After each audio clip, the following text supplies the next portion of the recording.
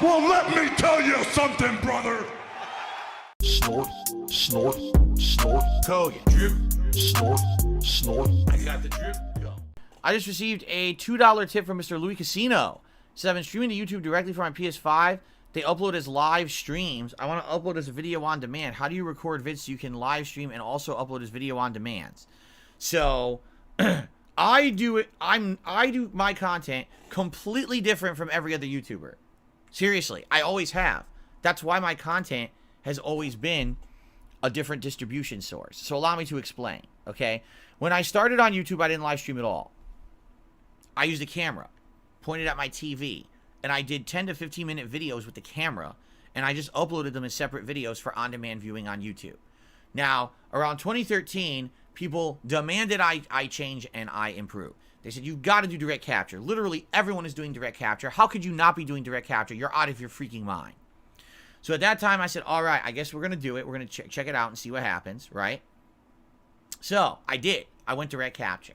Now, when I went direct capture, I didn't do what everyone else does, because what everyone else literally does is they stream, and they just take their stream archive and turn that into an on-demand video. So you'll be watching someone play a game, and it's like 5-hour increments. Now, a lot happens in 5 hours. How do you even describe what happened in that 5-hour chunk? You can't. It's too much, right? I don't like that, and I know that I have an on-demand audience who watches my stuff in a playlist, and I know that they've been following me for so long. They're the reason why I ever got noticed on YouTube. I don't want to abandon my on-demand followers. So instead of just doing 5-hour chunks, I actually record twice. Right now, at this very moment I'm making this podcast, I am live broadcasting it onto YouTube. But at the very same time, at a separate process on my computer, I am recording this locally to my hard drive. By doing it this way, not only do you have a stream archive as a backup in case something goes wrong, because God forbid a video corrupts, and now I gotta get a missing piece of content, I can rip it out of the stream archive that I still have. Do you see?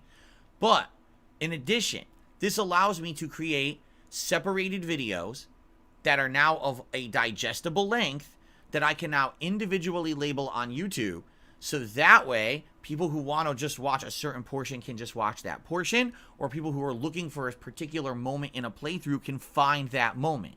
So today I'm going to play Spider-Man for 3 hours. Rather than release a 5-hour video that has pre-stream music, the podcast, the break for me to use the bathroom, and 3 hours of Spider-Man, I'm going to release one video of the podcast and 3 videos that are 1 hour each of Spider-Man. And each one of those videos I will individually label with a descriptive title to let you know what happened in it. So let's say there's an epic boss coming up against, I don't know, Mysterio, because I don't know if he's in the game or not. But let's say there's a Mysterio boss fight. I'll label it, oh, boss fight against Mysterio. Now you know you want to see that fight. You can search and find that video rather than have to skim through a 5-hour video wondering if I fought Mysterio in that stream archive or not. You see? But the truth is, most people don't do that on YouTube. Most people are more lazy. And so what they do is they just turn their stream on, they play their stream, and the stream just becomes the archive, and they're done. That's the end of their workday. I streamed today, I'm done. Some people who are bigger on YouTube actually pay people to access their content and actually cut it up. So what they'll do is they'll pay someone as an editor, and the editor has access to their channel. So now they go to the stream archive that's 5 hours long, and they'll rip the archive, and they'll cut it up into segments. So now those segments can be later on after the fact. You're talking days after the fact, not that same day, but probably 2-3 days later.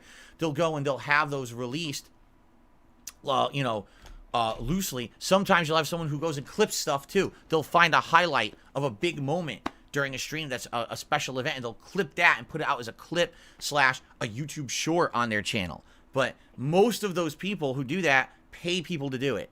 They don't sit there streaming all day, then go and do all that editing and do that. They're bigger YouTubers. They have money. They can hire employees to do that shit. You know, I can't do that. So I do it all myself. I do the two level of recording and streaming. The stream is there as an archive if I need it, but I always have the locally recorded videos to upload separately, and that's how I go about it. So you're absolutely right. If you're just streaming straight from PS5, PS5 will just make that one lengthy video. And then what you would have to do after the fact is go into that video yourself. And by the way, if you're streaming to YouTube, because I don't know where you're streaming to, if you're streaming to YouTube,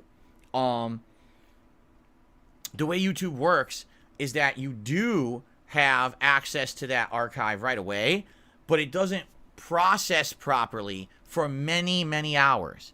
So even though you'll be able to watch it, you can't actually skim through it properly. It won't even have like a play button on it.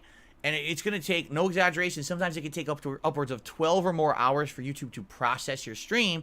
So now what you want to do, let's say you wanted to actually edit out certain portions of the stream and make them videos. You could do that. You can say, oh, I want the 1 hour to the 2 hour mark to be an hour of gameplay, save as a new video, export. And then you can do that and it'll become a new video. You can retitle and everything.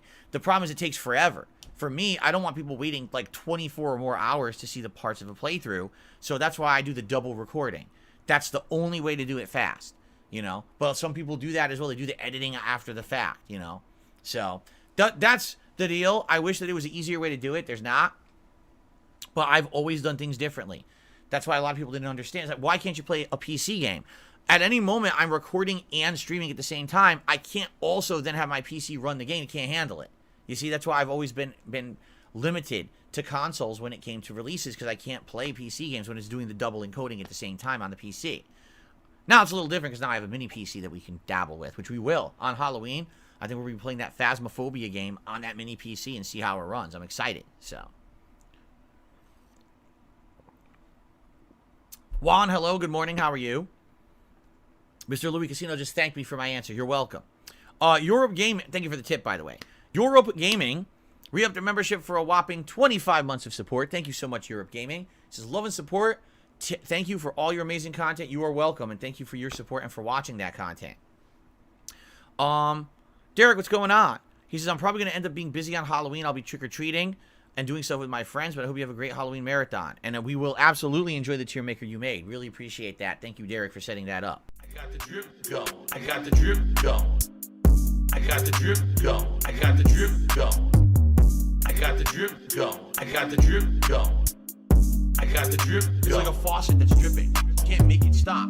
So what do you want me to do? Have a mute button that every second I'm tapping the mute button just in case I'm gonna have to clear?